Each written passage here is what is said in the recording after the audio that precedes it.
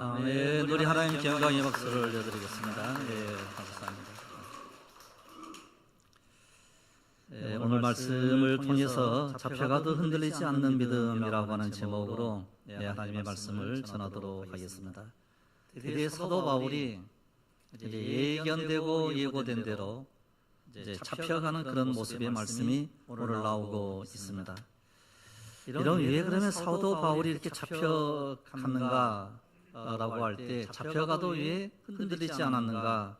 잡혀가면서도 자기의 간증을 하고 그리고 복음을 전하는 이런 모든 일들을 이제 감당을 이제 했는가? 이런 여러 가지 모습들을 이 시간 생각을 하면서 사울은 이제 복음이 얼마나 중요한 것인지, 여러분 율법이라고 하는 것과 이 복음의 그 차이가 얼마나 큰지 이런 것들에 대해서 함께 생각하며 말씀을 전하도록 하겠습니다. 여러분 그 몽골 제국의 그 징기스칸 그러면 여러분들 잘 아시죠? 이런 징기스칸이 그 황제가 되기까지 많은 그 어려움이 있었습니다. 뭐 이제 저 사람이 그 징기스칸인데 아주 좀 매섭게 좀 생겼습니다. 그런데 이 황제가 이제 되기까지 생사고락을 같이 했던 몇 사람이 있었습니다. 내가 끝까지 당신과 함께 하겠다. 끝까지 함께 하겠다. 라고 이 징기스칸을 따르던 그들을 타르탄이라고 이렇게 불렀어요. 타르탄 이렇게 불렀는데 징기스칸이 드디어 황제가 됐습니다.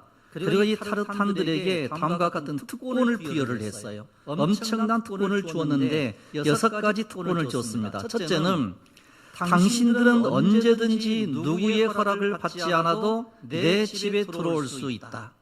이런 사람이 그러잖아요. 자기 집을 함부로 개방을 하지 않거든요. 옛날이나 지금이나 마찬가지예요. 그런데 자기 식구들처럼 언제든지 내 집에 들어올 수 있는 특권을 주었고요. 그 다음에 이제 두 번째로는 당신들은 전쟁이 끝나고 나면 노획물 중에서 가장 좋은 것을 먼저 골라 가질 수 있는 권리가 있다.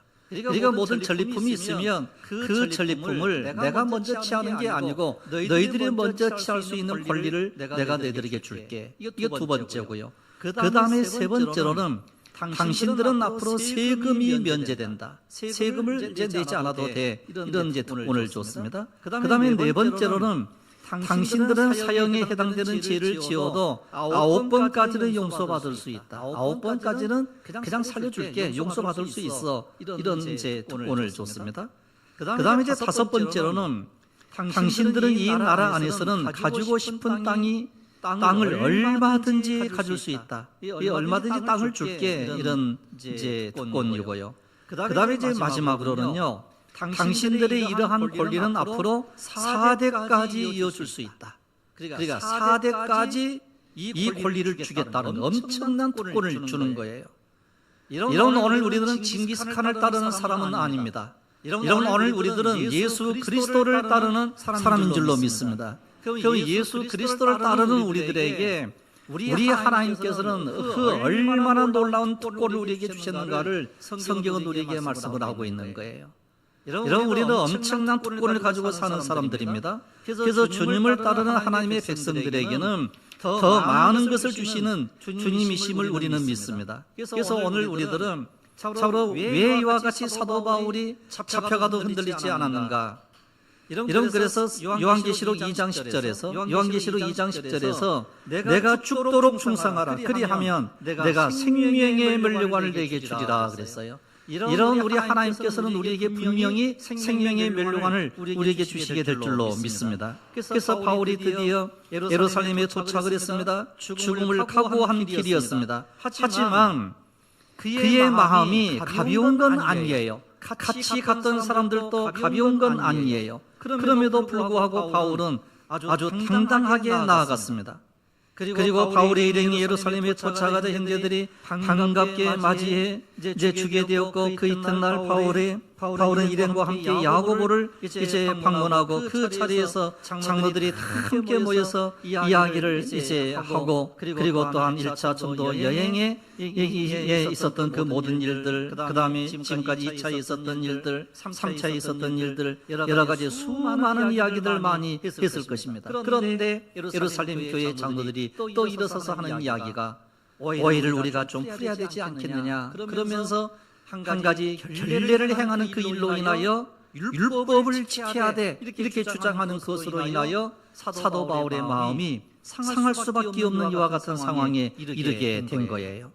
그럼에도 불구하고 사도 바울은 예루살렘 교회의 지도자들의 요청대로 이제 나시린들의 결례를 행하고 그리고 양 3마리 값을 지불하고 전병 값을 지불하고 그리고서 그 모든 값을 4명의 값을 다 지불을 해주면서 이제 그 예루살렘 교회의 지도자들의 말대로 그대로 다 따라서 행하게 된 거예요.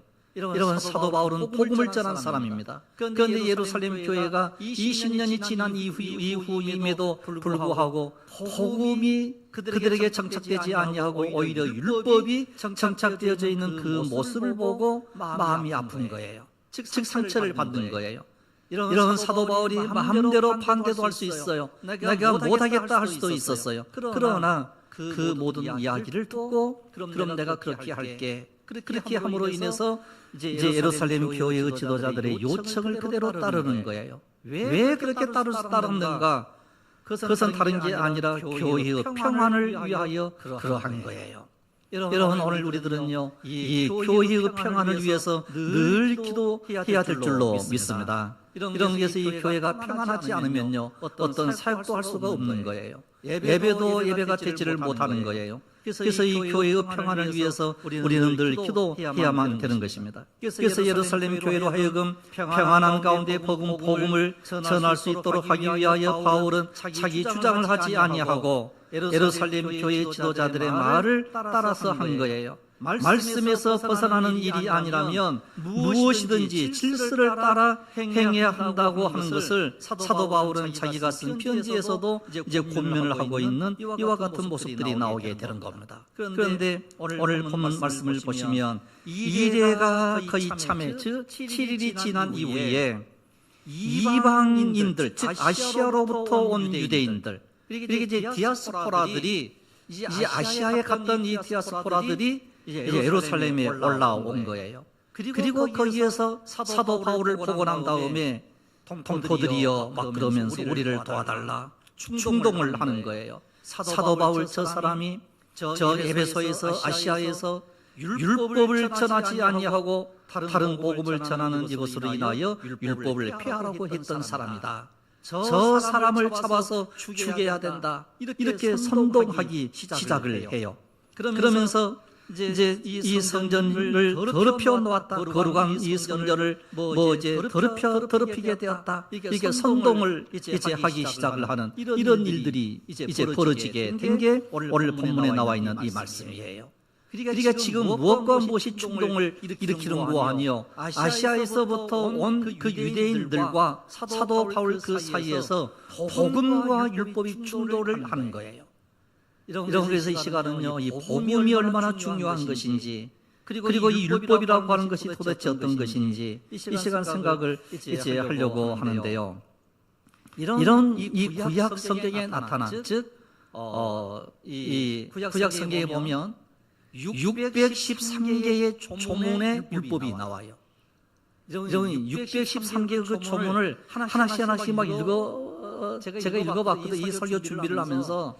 야, 저 도대체 어떻게 정리가 되었나? 그리고 보았더니요, 진짜 이게 정말 지킬 수 없는 거예요. 우리로서는 지킬 수 없는 법들이 너무 많아요. 예를 들면, 우리가 아까 이제 기도도 그런 기도가 나오는데요.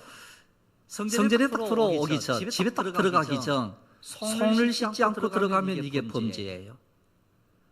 이런 우리가 밖에 나갔다가, 이제 요즘 코로나가 있어가지고 손을 자주 씻고 그러는데, 이런 지금도 사실 손 안 씻고 막 들어오거든요. 손 안 씻고 바로 음식도 먹고 막 그러거든요.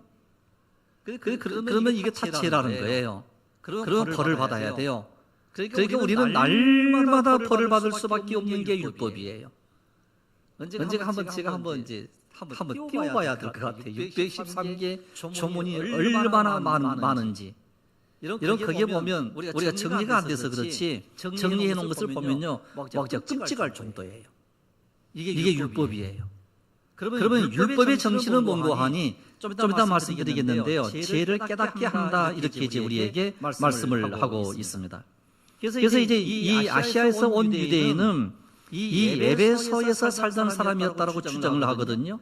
그런데 그곳이 아시아이고 바울이 3년 동안 안면에 익숙했고 에베소 사람 드로비모를 알아본 것도 그렇고 어느 지역보다도 바울을 회하고자 하는 극악한 유대인들이 지금 예루살렘 성전에 올라와서 사도 바울과 더불어 얼굴을 딱 대면하는 순간 주의 성전을 더럽힌 자가 저 바울이야. 그러므로 저 바울을 잡아야 돼. 이렇게 해서 잡아가는 거예요.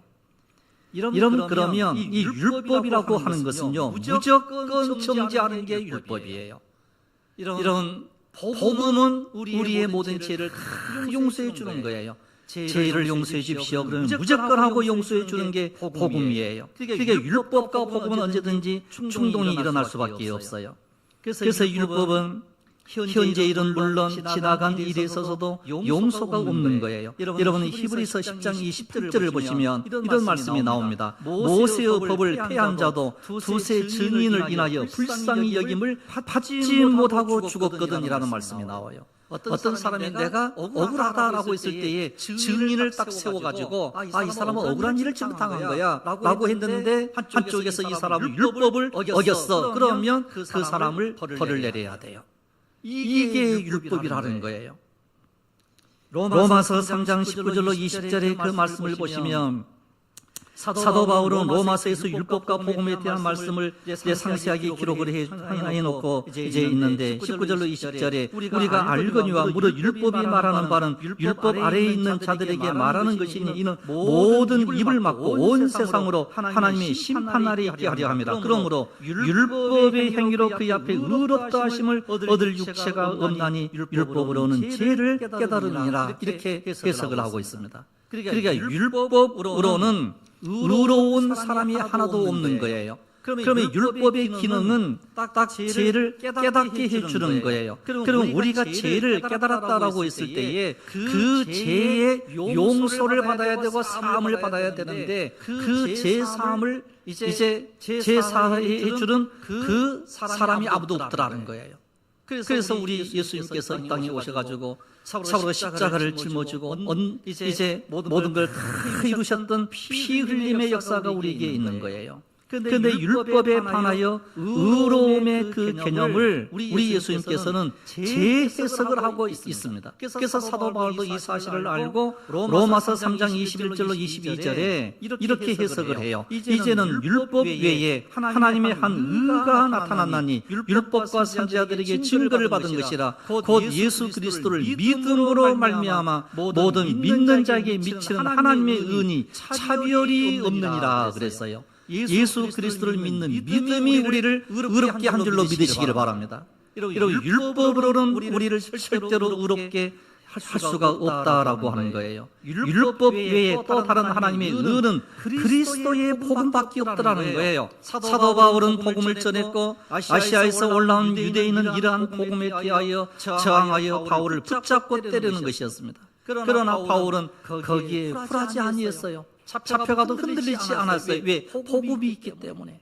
이런 우리 심령 속에 복음으로 충만한 은혜가 우리 속에 있기를 원합니다. 그래서 이 사도 바울은 이제 흔들리지 않는 그 믿음을 가졌던 그 이유가 빌립보서 3장 7절로 12절에 약간 길게 이제 기록을 이제 하고 있는데요. 제가 읽어드리도록 할게요. 그러나 무엇이든지 내게 유익하던 것은 내가 그리스도를 위하여 다 해로 여길 뿐더러 또한 모든 것을 해로 여김은 내 주 그리스도 예수를 아는 지식이 가장 고상하기 때문이라. 내가 그를 위하여 모든 것을 잃어버리고 배선물로 여김은 그리스도를 얻고 그 안에서 발견되려 함이니 내가 가진 의는 율법에서 난 것이 아니요 오직 그리스도를 믿음으로 말미암은 것이니 곧 믿음으로 하나님께로부터 난 의라. 내가 그리스도와 그 부활의 권능과 그 고난의 참여함을 알고자 하여 그의 죽으심을 본받아 어떻게 해서든지 죽은 자 가운데서 부활에 이르려 하노니 내가 이미 얻었다 함도 아니요 온전히 이루었다 함도 아니라 오직 내가 그리스도 예수께 잡힌 바 된 그것을 잡으려고 달려가노라. 할렐루야. 여러분 이 말씀의 의미가 바로 무엇입니까? 오직 예수 그리스도만이 우리를 참으로 이제 의롭게 만들고 예수 그리스도만이 우리를 살려주시는 생명의 부활이 되신다는 거예요. 그렇기 때문에 우리는 이제는 율법을 따르는 이와 같은 바리새인, 이와 같은 서기관, 이 사두개인들이 아니라 예수 그리스도의 공동체로 우리는 살아가는 겁니다. 바울은 자신이 율법의 의로 구원받는 줄로 알고 자기 의를 이제 과거에 있는 데에 세웠어요. 그래서 자기 의를 내세우며 교회의 성도들을 핍박하다가 다메섹 고상에서 예수 그리스도를 만난 후 자신의 율법의 의를 배선물 같이 여겨버린 것도 너무너무 당연하다, 이렇게 얘기를 하고 있는 거예요. 그래서 이제 다음 주에나 말씀을 드리겠습니다만은 잡혀가면서 부형들아 내 말을 좀 들어봐. 나도 과거에는 율법에 얽매여가지고 이제 예수 믿는 사람들을 잡아 죽이기 위해서 다메섹 도상으로 갔다가 내가 예수 그리스도를 만나고 내가 복음을 받았던 사람이야. 이렇게 간증하고 증거를 한 내용이 이제 22장에 나오기 시작을 해요. 그러니까 복음 이외에는 없더라는 거예요. 그러면 여러분 당시 의로움이라고 하면 지금의 의로움과 즉 신약시대 때의 의로움과 구약시대 때의 의로움은요 완전히 차이가 나요. 당시 의로움이라고 하는 것은요 새로운 예수 그리스도의 공동체를 세우는 예수 믿는 사람을 잡아다가 죽이고 감옥에 가두는 일이 의로움이었어요. 그러니까 사도 바울도 그렇게 한 거예요. 그게 지금 아시아에서 올라왔던 이 유대인들도 바울을 보고서 복음을 전하는 자야, 이렇게 해서 그를 잡아서 죽이는 것이 의로운 행동이었던 거예요. 예를 들면 요셉이 마리아가 정혼을 했습니다. 즉 정혼만 했는데 마리아의 배가 불러오기 시작을 해요. 깜짝 놀랐어요. 야, 너 왜 배불러? 그러니까 나 임신한 것 같아. 누구 남자야? 어떤 남자야? 이렇게 나오는 거예요. 그러면 이 사람을 어떻게 해야 돼요? 지금 요셉이 마리아를 어떻게 해야 의로움이 되는 거예요? 잡아서 죽이는 게 의로움이에요. 그런데 성경을 보면 마태복음 1장 19절을 보시면 그의 남편 요셉은 의로운 사람이라 그를 드러내지 아니하고 가만히 꿈고자 하여. 이런 이제 의로움의 개념이요, 이 마태의 신학이라고 보통 이렇게 얘기하는데, 이 마태복음에 들어오자마자 의로움의 개념이 완전히 바뀌는 거예요. 정의로움의 개념, 공의로움의 개념이 완전히 바뀌는 거예요. 구약시대 때의 의로움의 개념은 이 사람을 율법대로 돌로 쳐서 죽여야 되는 거예요. 그래야 의로움이 되는 거예요. 그런데 성경은 그의 남편은 의로운 사람이라 이를 드러내지 아니하고 가만히 꿈고자 했다. 즉 죽이지 아니하고 정혼했던 자기 마리아를 죽이지 아니하고 가만히 끊음으로 살려주는 게 의로움이라는 거예요. 이런 오늘날의 의로움은요 생명을 살리는 것이 의로운 사람인 줄로 믿으시기를 바랍니다. 한 생명을 복음으로 살리는 그 일이 의로운 일이라는 거예요. 이런 복음이 시작된 때로부터 의로움의 개념이 완전히 달라진 거예요. 마태는 이를 요셉을 통하여 의로움의 개념을 달리 표현을 한 거예요. 율법은 죽이는 일이요 복음은 생명을 살리는 일인 것을 제일 첫 번째 예수 그리스도의 탄생을 통하여서부터 이제 요셉을 통하여 남편은 이 요셉은 의로운 사람이라 그리고서 가만히 꿈고자 했다. 그런데 그 당시의 개념으로는 요셉이 의로운 사람이라 그러면 그 다음에 말씀이 어떻게 나와야 되는 거 아니? 동네 사람들과 더불어 마리아를 쳐서 죽였다. 이렇게 나와야 의로움이에요. 이해가 되시죠? 구약의 의로움과 즉 율법의 의로움과 우리 주 예수 그리스도의 복음의 의로움은요 완전히 차이가 나는 거예요. 그래서 오늘 우리들은 어디 안에 거해야 되는 거 아니? 예수 그리스도 은혜의 복음에 거해야 될 줄로 믿습니다. 그래서 거기에 제사함이 있고 거기에 사랑이 있고 온유함이 있고 겸손함이 있고 거기에 살아나는 역사들이 일어나게 되더라는 거예요. 율법과 복음의 차이를 명확하게 인식할 때만이 율법에 의한 자기 의를 바울처럼 배설물로 여기게 된 거예요. 그런데 지금 아시아에서 올라왔던 이 유대인들은 이 사실을 알지 못한 채 사도 바울이 복음을 전하는 그것으로 인하여 성전을 더럽힌 신성모독한 죄를 지었으니 이 사람을 쳐서 죽여야 돼. 그랬을 때에 바울은 복음을 경험했던 사람이에요. 복음을 깨달아 알았던 사람이에요. 은혜의 복음을 아는 이와 같은 사도 바울이었기 때문에 잡혀가도 흔들리지 않게 되더라는 거예요. 이런 은혜의 복음이 우리 심령 속에 임하면요 결코 흔들리지 않아요. 그런데 이 복음의 말씀이 내 속에서 자꾸만 내 의와 자기 자신의 의로움을 자꾸만 드러내려고 하면 이 복음이요 소멸되기 시작을 해요. 이런 우리는 내 의가 아닌 예수 그리스도의 은혜로 오늘 우리가 거룩해지고 청결해지고 깨끗해지게 된 줄로 믿습니다. 그래서 이제 그 로마서 7장 9절로 12절에 사도 바울은 이러한 표현을 이렇게 이야기를 하고 있습니다. 전에 율법을 깨닫지 못했을 때에는 내가 살았더니 계명의 이름에 죄는 살아나고 나는 죽었도다. 생명에 이르게 할 그 계명이 내게 대하여 도리어 사망에 이르게 하는 것이 되었도다. 제가 기회를 타서 계명으로 말미암아 나를 속이고 그것으로 나를 죽였는지라. 이를 보건대 율법은 거룩하고 계명도 거룩하고 의로우며 선하도다. 이런 말씀이에요. 그러면 이 계명이 왜 거룩하고 계명이 왜 선한가? 바로 그 이유 는 나로 하여금 죄를 깨닫게 함으로 인해서 복음으로 말미암아 깨끗하게 할 수 있으니까. 이런 거룩하고 의롭고 선한 율법에 의해 자신이 죄인임을 깨닫게 될 때에 비로소 우리는 복음의 눈을 뜨게 되더라는 거예요. 여러분 이제 우리는 복음의 눈을 뜬 사람인 줄로 믿습니다. 이런 이 율법은요 계속 죽이고 하지 마라 하는 건데 복음으로 딱 바꾸었을 때는 너희들이 성령을 받아야 돼. 너희들이 은혜를 받아야 돼. 복음 안에 들어와야 돼. 이게 격려하고 위로하고 축복해 주는 말씀이 복음인 줄로 믿으시기를 바랍니다. 그래서 바울도 한때는 율법에 대하여 무지했습니다. 그래서 자신이 의로운 사람으로 착각을 했어요. 너희는 내 규례와 법도를 지키라. 사람의 일을 행하면 그로 말미암아 살리라. 나는 여호와니라. 이 말씀에 근거해서 규례를 지키고 법도를 지키고 그래서 내가 이제 살아나는 걸로 막 생각을 한 거예요. 그런데 복음 안에 들어와야 산다는 것을 사도 바울이 나중에 이제 깨닫게 되는 거예요. 이런 율법을 행할 수 없는 죄인이 율법을 행할 수 있는 줄로 착각하는 것이 무지함 때문이에요. 이런 오늘 우리들은요 율법을요 지킬래야 지킬 수가 없어요. 그대 신약 성경에 들어와서도 이 율법을 재해석을 해놓은 이제 마태복음 5장, 6장, 7장에 있는 말씀을 보니까 그것도 우리가 지킬 수 없어요. 그래서 우리는 항복하는 거예요. 천부여 의지 없어서 두 손 들고 죽게 갑니다. 그래서 우리는요 예수 그리스도밖에 없는 줄로 믿습니다.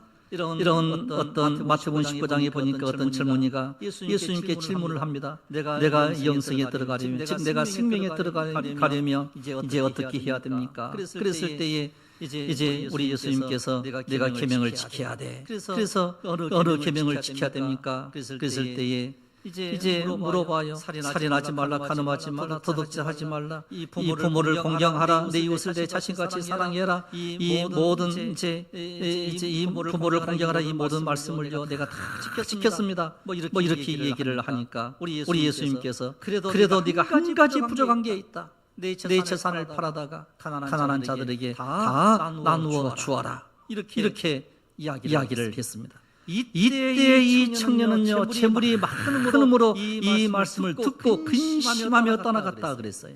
율법 진짜 잘 지킨 것 같아요. 1계명부터 제10계명에 이르기까지 잘 지킨 것 같아요. 그런데 우리 예수님께서 이 땅에 오셔가지고 새로운 계명을 하나를 주신 거예요. 그 새로운 계명 하나를 주셨는데 바로 그 계명이 내 이웃을 내 몸과 같이 사랑하라는 거예요. 이 사랑의 계명을 주신 거예요. 여러분 율법과 복음을 혼돈하게 되면 안 된다라고 하는 것을 우리에게 말씀을 해주고 있는 거예요. 율법을 다 행하였다 하더라도 재물을 팔아 가난한 자들에게 나누어 주는 그 상이 없으면 이 율법은 아무런 소용이 없다는 거예요. 그래서 우리 예수님께서요 한 가지 그 놀라운 말씀을 해주시는 거예요. 마태복음 5장 17절에 보시면 내가 율법이나 선지자를 폐하러 온 줄로 생각하지 말라. 폐하러 온 것이 아니요 완전하게 하려 함이라 그랬어요. 그러면 이 율법을 폐하기 위해서 오신 예수님이 아니시고 율법의 완성이 뭐냐 그랬을 때에 율법의 완전성을 마태복음 7장 12절에서 말씀을 해요. 이런 그 말씀이 뭔 줄 아십니까? 너무너무 중요한 말씀이에요. 마태복음 7장 12절인데 우리가 같이 한번 읽도록 하겠습니다. 시작. 그러므로 무엇이든지 남에게 대접을 받고자 하는 대로 너희도 남을 대접하라. 이것이 율법이요 선지자니라. 이런 모든 율법을 전부 지킬 수 있는 방법을 우리 예수님께서 딱 한 가지 가르쳐 주셨는데 바로 그게 남을 대접하는 거예요. 물 한 그릇이라도 대접할 수 있는 그런 마음이에요. 이게 율법이에요. 이게 율법 그러면 창세기, 출애굽기, 레위기, 민수기, 신명기를 지킬 수 있는 것이 대접이에요. 그리고 이제 선지자니라 그랬을 때에 선지자라고 하는 이것은 대선지서, 소선지서가 있는데 이사야, 예레미야, 예가, 예슬기, 다니엘 이게 대선지자예요. 즉 선지서예요. 소선지서 호세아, 요엘, 아모스, 오바다, 요나, 미가, 나훔, 하박국, 스바냐, 학기야, 스가랴, 말라기 이 모두 17권이에요. 이걸 지킬 수 있는 유일한 방법이 하나가 있어. 그리고서 우리에게 가르쳐 주시는 게 바로 마태복음 7장 12절이에요. 그러므로 무엇이든지 남에게 대접을 받고자 하는 대로 너희도 남을 대접하라. 이것이 율법이요 선지자니라. 우리 예수님께서는 엄청난 말씀을 하신 거예요. 이런 우리가 남을 늘 섬기는 은혜가 우리 가운데 있기를 원합니다. 그리하면 우리가 613개조의 그 엄청난 이제 여러 가지 이제 그 조문들이 있고 그것을 지켜야 되고 뭐 그랬을 때에 힘들고 어렵지만 우리가 남을 늘 대접하고 또 대접하고 그리하면요 그게 율법을 지키는 거, 그게 선지자를 지키는 거, 즉 선지서를 지키는, 즉 말씀을 지키는 은혜라고 하는 거예요. 이걸 우리 예수님께서 강력하게 말씀을 우리에게 해주신 거예요. 그래서 우리 예수님께서 이걸 다른 말로 딱 요약을 하면 이런 말씀이에요. 위로는 하나님을 사랑하라, 밑으로는 이웃을 사랑하라. 그래서 이제 마가복음 12장 28절로 31절에 이렇게 말씀을 하세요. 서기관 중 한 사람이 그들이 변론하는 것을 듣고 예수께 잘 대답하신 줄을 알고 나와 묻되 모든 계명 중에 첫째가 무엇이니까? 예수께서 대답하시되 첫째는 이것이니 이스라엘아 들으라. 셈하죠. 주 곧 우리 하나님은 유일하신 주시라. 내 마음을 다하고 목숨을 다하고 뜻을 다하고 힘을 다하여 주 너희 하나님을 사랑하라 하신 것이요 둘째는 이것이니 내 이웃을 내 자신과 같이 사랑하라 하신 것이라. 이보다 더 큰 계명이 없느니라 그랬어요. 그래서 이 말씀을 붙잡았던 사도 바울은요 흔들리지 않았어요. 잡혀가도 굳건했습니다. 흔들리지 않았습니다. 그래서 잡혀가면서도 그는 기회를 틈타서 복음을 전하는 위대한 사도 바울이 되었다라고 하는 거예요. 이런 우리는 예수 그리스도를 믿는 믿음 안에 사는 사람들입니다. 그래서 두려움이 없는 사람들입니다. 주님만이 우리의 유일한 소망이 되신다는 사실을 알고 있는 사람들입니다. 저주의 율법주의보다 축복의 예수 그리스도 복음 안에 거하며 사는 우리들입니다. 그러므로 이제는 핍박을 당하는 사람으로 우리가 산다 할지라도, 우리가 잡혀가는 이와 같은 일들이 설사 있다 할지라도 사도 바울처럼 흔들림이 없이 우리가 믿음을 가지고 하나님께 더 가까이 나아가는 은혜가 이 시간 여러분들의 귀한 은혜가 되시기를 주님의 이름으로 축복합니다. 기도드리겠습니다. 걸어가시며 자비로우신 우리 아버지 하나님, 참으로 이 세상의 권력을 가진 하찮은 사람도 참으로 모든 특권을 주겠다고 이야기를 했는데 하물며 하나님을 섬기는 우리 모든 백성들이 하나님께서 주시는 그 엄청난 특권과 축복이 우리 가운데 있는 줄로 믿사오니 우리가 흔들림이 없이 끝까지 예수 그리스도 안에 복음에 거하며